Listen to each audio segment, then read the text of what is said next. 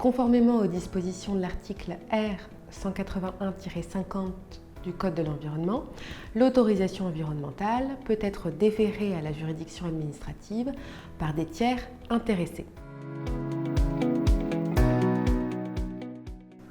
Le constat est le suivant. Plus de 2/3 des projets de parcs éoliens initiés font l'objet d'un recours contentieux.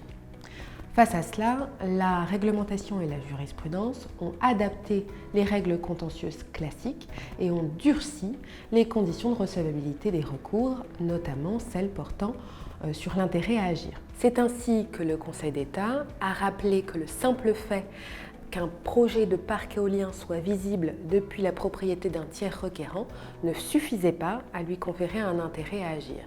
Encore faut-il que cette visibilité soit susceptible d'affecter le requérant. Le raisonnement est le même pour la personne publique, pour laquelle l'intérêt à agir s'apprécie au regard de ses intérêts propres.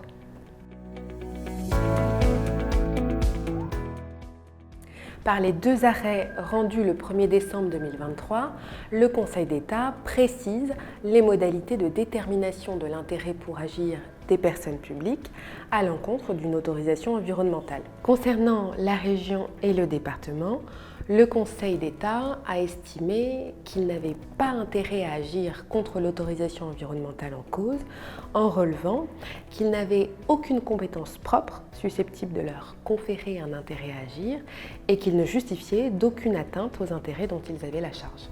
S'agissant de la région, le Conseil d'État relève que la circonstance qu'elle ait adopté un schéma régional par lequel elle fixe des objectifs relatifs au projet éolien est sans incidence sur l'intérêt à agir de la région.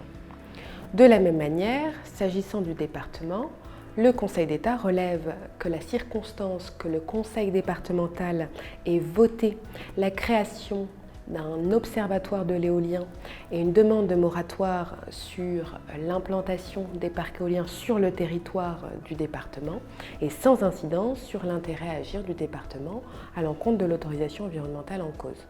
S'agissant des communes limitrophes, le Conseil d'État a censuré la solution retenue par la Cour administrative d'appel en soulignant que les communes faisait valoir que le projet litigieux affecterait directement la qualité de leur environnement et aurait un impact sur leur activité touristique, notamment au regard de la situation de covisibilité avec le patrimoine protégé et de la proximité immédiate avec une zone Natura 2000. C'est une jurisprudence importante, elle est mentionnée aux tables Lebon. Elle ouvre le prétoire aux collectivités contestant un projet soumis à autorisation environnementale, UVE, route, projet de parc éolien, sous réserve que ces collectivités puissent effectivement démontrer que leur action est justifiée en raison des dangers et inconvénients portés aux intérêts protégés, à la législation relative aux installations classées et à l'autorisation environnementale.